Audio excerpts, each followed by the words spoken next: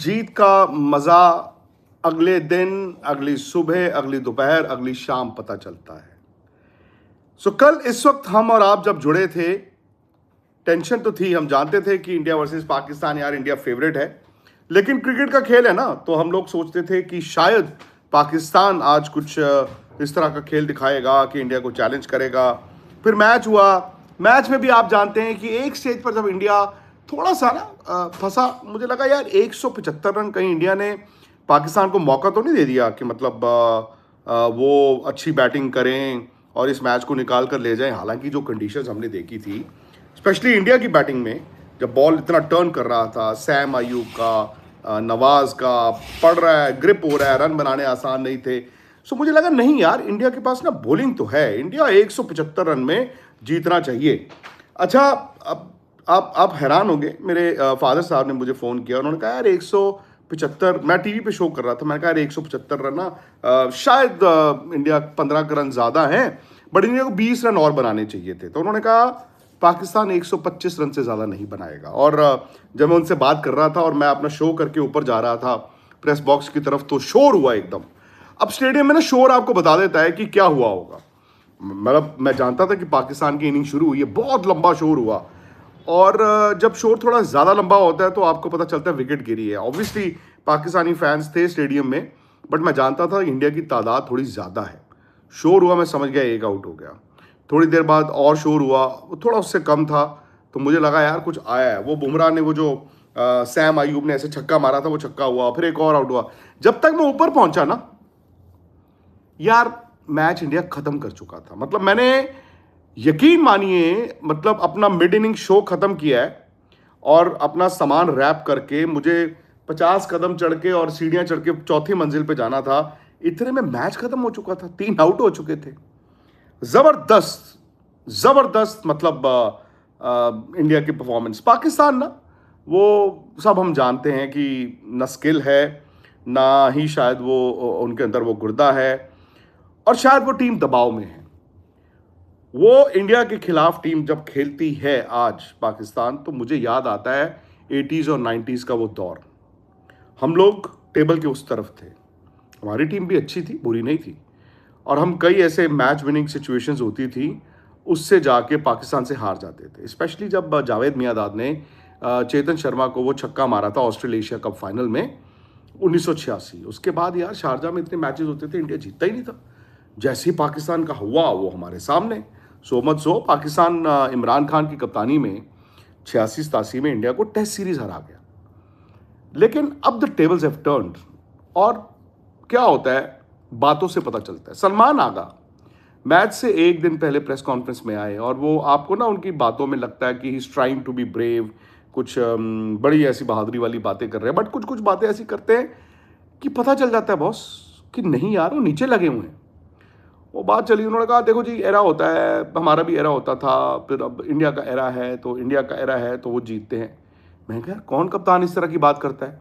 वो पहले से एडमिट कर रहा है कप्तान कि क्योंकि इंडिया का एरा चल रहा है तो हम जीत ही नहीं सकते।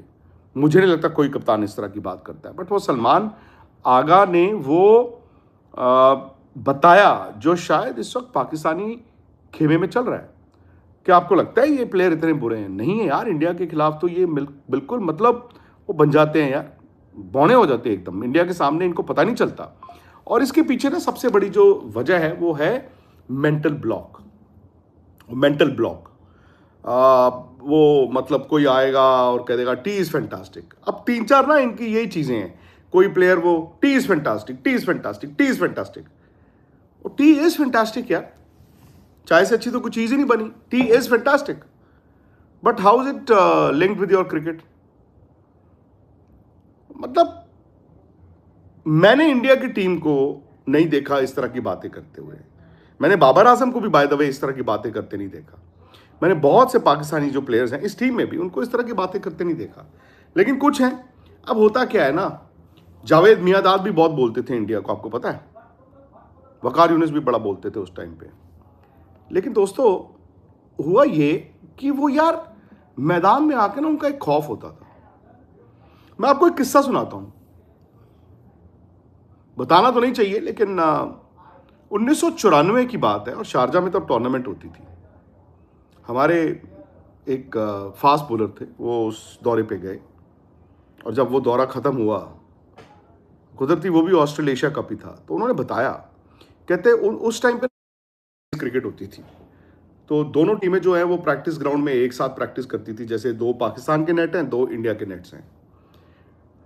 तो उन्होंने बताया कि मैच से पहले ना हमारी टीम, मतलब इंडिया की टीम के हाथ पैर फूल जाते थे, और वो टीम बहुत बड़ी थी इंडिया की, 94 की बात बता रहा हूँ। तो कहते होता क्या था, मैच से एक दिन पहले ना पाकिस्तान के प्लेयर्स जो थे वो मतलब दहशत मैदान से बाहर ही अपनी बिखेर देते थे। तो उन्होंने बताया कि हमारे नेट लगे हुए हैं 2 इंडिया के, 2 पाकिस्तान के, और जैसे पीपल लाइक वसीम अकरम, वकार यूनुस या जो बाकी फास्ट बॉलर्स थे, वो कैसे साइकोलॉजिकली इंडिया को तंग करते थे, परेशान करते थे, हवा बनते थे कि अपने नेट पे बॉल करने जा रहे हैं अपने बैट्समैन को, और जब टॉप ऑफ द मार्क जाते हैं ना, मुड़ते हैं और इंडिया की नेट की तरफ देख के गाली देते हैं और नेट में अपने में बॉल डालते हैं। कहते हैं हमारे तो प्लेयर जो हैं वो सुन के ही हाथ है पैर उनके ऐसे ऐसे कांपते थे। आज उल्टा है, आज ही एक साथ प्रैक्टिस नहीं होती। अनफॉर्चुनेटली जो इंडिया और पाकिस्तान के पॉलिटिकल हालात हैं वो तो ऐसे हैं कि प्लेयर शायद आप एक दूसरे से मिलते भी नहीं होंगे, एक दूसरे से बात भी नहीं करते होंगे, तो अब तो वो नहीं है। बट यार इतना तो नहीं हो सकता। और कल by the way second inning में विकेट थोड़ी बेहतर हुई थी। जो पहली इनिंग में बॉल इतना ग्रिप कर रहा था, आपने देखा होगा अंडर फ्लड लाइट्स, हालांकि फास्ट बॉलर्स जो है इंडिया के गेम खत्म कर चुके थे, बट स्पिनर्स का बॉल ना इंडिया का इतना ग्रिप नहीं कर रहा था, बल्कि स्किड कर रहा था। अक्षर पटेल को भी जो विकेटें मिली वो स्किड की हैं बॉलें, उनको तो विकेटें मिली हैं। सो मेरे हिसाब से तो सेकंड इनिंग में विकेट थोड़ा सा बैटिंग के लिए बेहतर था। अब पाकिस्तान को इंडिया ने हराया, और सूर्या ने ना एक स्टेटमेंट दी कल। सूर्य कुमार यादव ने क्या स्टेटमेंट दी, उन्होंने एंड में तिलक वर्मा से भी बॉल डलवा दिया, रिंकू सिंह से भी डलवा दिया। मतलब एक ही चीज रह गई थी, ईशान किशन को कहते ईशान पैड उतार बेटा, कर ले तू भी एक ओवर, वही चीज रह गई थी। और ये पता कहाँ होता है, ये जो हम लोग क्लब के क्रिकेट खेलते हैं ना, क्लब मैचेस खेलते हैं, उसमें होता है जब आसान सी जीत मिल रही होती है तो हम कहते हैं यार तू भी बॉल कर ले, तू भी बॉल कर ले, तू भी बॉल कर ले, तू भी बॉल कर ले। तो इंडिया ने ये, ऐसा नहीं है कि सूर्या कुछ he wanted to try out something, but I think he wanted to send out a message. फिर आपने वो वीडियो देखा होगा जिसमें सूर्या ने टीम को कहा था कि कुछ भी हो मैदान पर कुछ बोलना नहीं है, मतलब कोई पंगा नहीं लेना, कुछ स्लेजिंग नहीं करनी, कुछ नहीं करना। सो मच सो आपने वो हार्दिक पांड्या का वो देखा होगा यार वीडियो, हार्दिक बॉल डालते हैं, और ये वीडियो आपने दोनों एंगल से देखा है, मतलब ये बैट्समैन के एंगल से जो रिप्ले आपने देखा, तो उधर से हार्दिक बॉल डाल रहे हैं, फरहान ने मारा है ऐसे आड़ा और खड़ी कर दी है मिड ऑन की तरफ। नॉर्मली जब बॉलर बॉल डालता है और देखता है कि बैट्समैन ने खड़ी है, तो फिर भी आप पीछे मुड़ के देखते तो हो कि बॉल कहाँ गई है, फील्डर है कि नहीं है, फिर आप कैच देखते हो। हार्दिक पांड्या सीधा ही देखते रहे, और बैट्समैन की तरफ ऐसे पैदल चलते जा रहे हैं, बॉल ऊपर है हवा में उनके पीछे, वो नहीं देख रहे हैं, और बैट्समैन की आंखों में आंख डाली हुई है, और बैट्समैन जो है फिर आप देख लिया कैच हो गया, हार्दिक ने देखा भी नहीं कैच हुआ कि नहीं हुआ, हार्दिक सीधा चले गए। नो लुक शॉट था ये, नो लुक डिसमिसल था। सो आई थिंक ये एक साइकोलॉजिकल वॉरफेयर था। इंडिया ने मैच जीता, उसके बाद कोई ऐसी बात नहीं हुई, चुपचाप प्लेयरों ने अपना किट बैग पैक किया, घर आ गए। मैंने आपको बताया था भारत की टीम इस आईटीसी होटल में रुकी हुई थी, और कल एक पार्टी हुई। कल जब भारत की जीत हुई तो एक पार्टी हुई जिसमें इंडिया के प्लेयर्स भी थे। उसमें बीसीसीआई के कुछ जो मेंबर्स आए हुए थे, आईसीसी के कुछ जो ऑफिशियल्स थे, इंडियन क्रिकेट इकोसिस्टम में जुड़े हुए तमाम लोग, कोई स्पॉन्सर, कोई कुछ, या जो वीआईपीज वीवीआईपीज होते हैं ना क्रिकेट सर्किट में, वो सब थे। कुछ फॉर्मर प्लेयर्स इंडिया के जो यहाँ पर कमेंट्री कर रहे हैं उनको भी बुलाया गया था, तो सब थे इसी होटल में। ऊपर जो बड़ा ज़बरदस्त रेस्टोरेंट कह लीजिए या बॉल रूम कह लीजिए, वहाँ पे कहते हैं बड़ी ज़बरदस्त पार्टी हुई।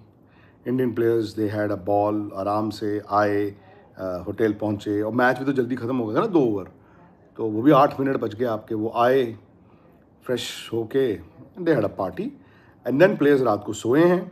उसके बाद सुबह इन लोगों ने जब ब्रेकफास्ट किया है, उसके बाद इनकी फ़्लाइट थी। आई थिंक तकरीबन 12 साढ़े 12 बजे के करीब ये होटल से निकले हैं और बस कुछ एक प्लेयर्स से जो बात हुई, कोई मतलब एक होता है ना बहुत बड़ा मैच जब जीता होता है।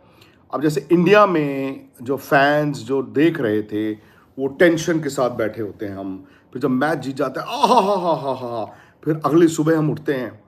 तो मुझे ऐसा लगा जैसे देवर बिजनेस लाइक, इंडियन प्लेयर्स जो थे बड़े बिजनेस लाइक थे कि हाँ जी हो गया मैच खत्म, जीत गए, अच्छा चलो आओ फ्लाइट पकड़ के अहमदाबाद जाना है। सो मेरा ये मानना है कि इंडिया की बॉलिंग तीनों मैचों में has been top class.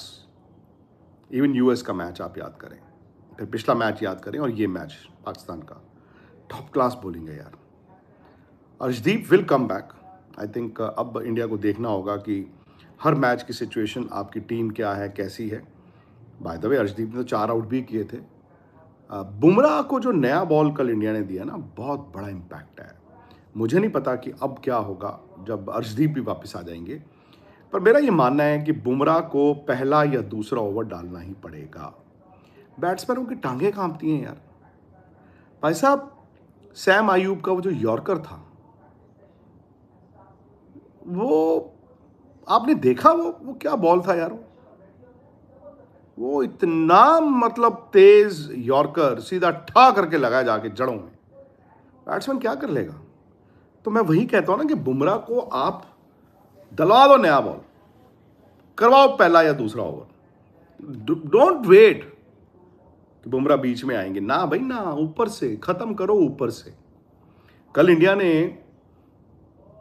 3 out कर दिए, फिर चौथा पांचवा, तभी तो चौथा पांचवा छठवां सातवां आठवां होता है ना। ऊपर से 3 आउट करने बड़े जरूरी होते हैं। अब 2 टीमों की कहानी है। मैं देख रहा हूं कि कल की हार के बाद पाकिस्तान में जो मेल्टडाउन हुआ होगा भी यार। जब पाकिस्तान हमें हराता था तब सोशल मीडिया नहीं था, तो इतना मेल्टडाउन नहीं होता था। बाय द वे यार, मैं एक बात बताऊं, Sri Lankan T is fantastic. Sri Lankan T is fantastic. इसीलिए मैं साथ साथ चाय पी लेता हूं। अच्छा, आपको मैं ये भी बता दूं, आज बहुत बड़ा मैच है, 12 मिनट बाद शुरू होना है। ऑस्ट्रेलिया इस वर्ल्ड कप में रहेगा कि नहीं रहेगा, 12 मिनट के बाद मैच है श्रीलंका के साथ पहले केले में। वो विकेट थोड़ी सी बेहतर है, but Australia is in a disarray. Australia जो है ना, वो ऐसे खेल रहा है जैसे वो कह रहा है कि हम जी घर वापस जाना चाहते हैं। और कहीं ना कहीं आज का मैच, फाइनली एक आज का मैच मुझे लगता है कि डिसाइसिव है इस वर्ल्ड कप के कंटेंडर्स के हिसाब से। अगर ऑस्ट्रेलिया जीत गया, वो सुपर 8 में आ गया। ऑस्ट्रेलिया इंडिया के पूल में है। इंडिया का पूल ज़्यादा मुश्किल है। अगर आप देखो इंडिया के पूल में क्या है, इंडिया के पूल में आप साउथ अफ्रीका है, इंडिया के पूल में वेस्ट इंडीज़ है, इंडिया के पूल में ऑस्ट्रेलिया है। चारों टीमें जो है ना, ये टॉप 4 की कंटेंडर हैं, बट जाएंगी 2। सामने वाले पूल में इंग्लैंड ठीक है, वो आज जीते, but England have not been at their best. Sri Lanka host है। अब श्रीलंका का ये एडवांटेज है, वो अपने घर पे खेलते हैं, तो चलो वो उस पूल में हो गए। उसके अलावा आप देखो ना, न्यूजीलैंड है। न्यूजीलैंड भी यार अभी तक उस तरह की क्रिकेट नहीं खेला है। और चौथी टीम है पाकिस्तान। पाकिस्तान को मैं भी मानता हूँ शायद वो टॉप 4 की टीम हो, बट अब डिपेंड करेगा कि वो इंडिया की इस हार के बाद वो कैसे रिस्पॉन्ड करते हैं। उनको एडवांटेज है, वो यहाँ पे श्रीलंका में खेलेंगे, बट उनकी फिर बैटिंग पे बात आ जाती है, क्योंकि आप जानते हैं कि मिडवे थ्रू द टूर्नामेंट जब बातें आ जाती है ना, इसको निकाल दो, उसको निकाल दो, उसको निकाल दो, उसको निकाल दो, उसको निकाल दो, किसी ज़माने में पाकिस्तान की टीम जुड़ जाती थी, एक हो जाती थी, खूंखार हो जाती थी। इस टीम में शायद वो चीज़ नहीं है। और फिर मैंने देखा कि अगर ऑस्ट्रेलिया आज जीत गया तो नॉकआउट में या सुपर 8 में यार वो टीम बदल जाती है, ये याद रखना। और अगर ऑस्ट्रेलिया आज हार गया और जिम्बाब्वे आ गया, तो मैं मतलब इंडिया के लिहाज से आई विल से कि आई एम सॉरी, मैं किसी टीम को हल्का नहीं मानता, बट फिर भी यार कंपैरेटिवली मुझे अगर ये कहा जाए सुपर 8 में आपका जिम्बाब्वे से मैच है या सुपर 8 में आपका ऑस्ट्रेलिया से मैच है, मैं किससे खेलना चाहूँगा? जिम्बाब्वे से ना। सो वो चीज़ देखनी होगी आज। बाकी यार एक बात तो है बॉस, उम्मीद नहीं थी कि इस वर्ल्ड कप में इतने दिलचस्प रोमांचक मोड़ आएंगे। जो बॉटम हाफ की टीमें हैं, उन्होंने कईयों ने अच्छा खेला है और बड़ी खुशी होती है उनको देख के। पाकिस्तान की जहाँ तक बात है, पाकिस्तान का मैच है नामीबिया के साथ। दिक्कत तो नहीं इनको आनी चाहिए, बट अगर वो खुदा ना खास्ता हार जाएं तो हो सकता है वो सुपर 8 में भी ना जाएं। बट ये मतलब टेक्निकल बात है। इतना नहीं हो सकता कि पाकिस्तान नामीबिया को ना हरा पाए। बट पाकिस्तान ये तो सोच रहा होगा यार, नेदरलैंड्स का मैच अगर वो ना जीतते तो क्या होता। आज फिर वो टूर्नामेंट से बाहर का रास्ता देख रहे होते। अब इंडिया तो चला गया है। इंडिया की बैटिंग पे मुझे अभी भी ना थोड़ा सा, क्योंकि आप बड़े मैचों की बात करते हो, अभी तक आपके इंडिया के 3 हल्के मैच हुए हैं। अभिषेक के 2-0 हैं, बावजूद इसके इंडिया जीता है। बट अभिषेक को ना थोड़ा वक्त लेना होगा। कल का जो शॉट अभिषेक ने खेला था, वो अभिषेक वो नहीं थे जिनको 1.5-2 साल से हम जान रहे हैं। कल वाले अभिषेक शर्मा के जहन में वो पहली बॉल के जो 0-0 है ना, वो चल रहे थे। आधा शॉट था वो। अभिषेक कभी आधा शॉट नहीं मारते। तो ऐसे में ना मैंने देखा है कि क्या होता है जब आप थोड़ा डाउट में होते हो, या तो अपने आप को बता दो कि मैंने इतने 1-2 ओवर अपने आप को देने हैं, मैंने मारना ही नहीं है भाई ऊपर हवा में, मैंने मारना ही नहीं है। या फिर एक बैट्समैन का एक प्लान होता है कि जो ऊपर मिलेगी मैं उसको ऊपर से मार दूंगा, बना के नहीं मारूंगा। कल क्या हुआ, वो थोड़ा सा एक तो बॉल फंसा भी सलमान आगा का, और उसके बाद उन्होंने वो शॉट भी जो है आधा खेला। सो आई थिंक अभिषेक को एक बड़ी पारी चाहिए। कोई बात नहीं, इंडिया तो यार मैच जीता ही है तीनों, and I hope he comes good जब ज़्यादा मैटर करता है ना। मामले जब बड़े होंगे तो फिर अभिषेक वहाँ पे खड़े होंगे। तो ये है फ़िलहाल की सूरत हाल, फ़िलहाल की कहानी। आज के मैच पे भी हमारी नज़र रहेगी। और दूसरी बात यह है कि आज शाम 7:30 बजे आज तक पर मैं बस निकलूँ। हरभजन सिंह, सुनील गावस्कर दोनों हैं मेरे साथ, उनके साथ बातचीत करते हैं। और आई होप आप लोगों को यार जो हमारी स्पोर्ट्स तक की कवरेज है वो पसंद आई हो। अगर आई है तो इस वीडियो को भी लाइक करें, शेयर करें, और जो पुरानी वीडियोज़ हैं दोस्तों, वक्त निकाल के उनको भी देखें और सब्सक्राइब ज़रूर करें। सब्सक्राइब ज़रूर करें। एक सवाल है, मैं इसको लेने की कोशिश करता हूँ।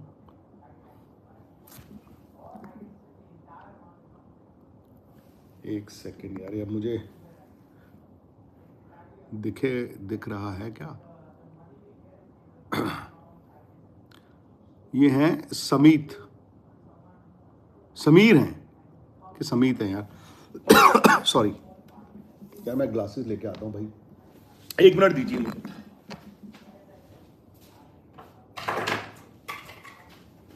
यस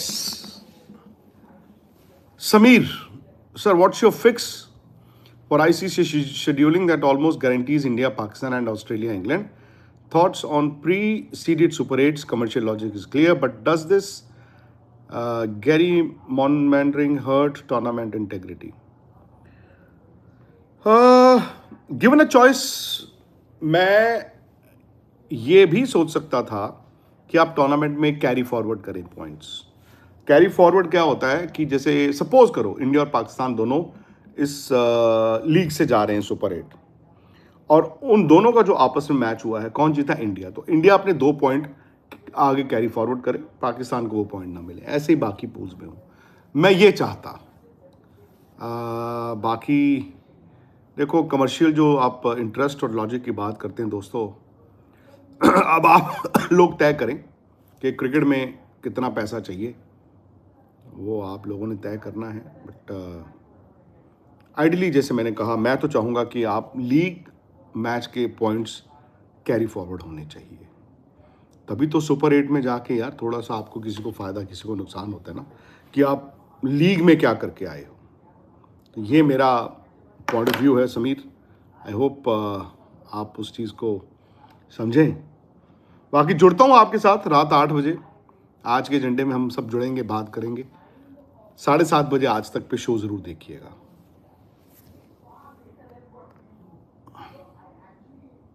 एक और सवाल आ गया, सॉरी। ये है रेमी। ओ सॉरी विक्रांत भाई, क्या आप एक धुरंधर हैं? धुरंधर मैं नहीं हूँ, धुरंधर हैं सूर्य कुमार यादव।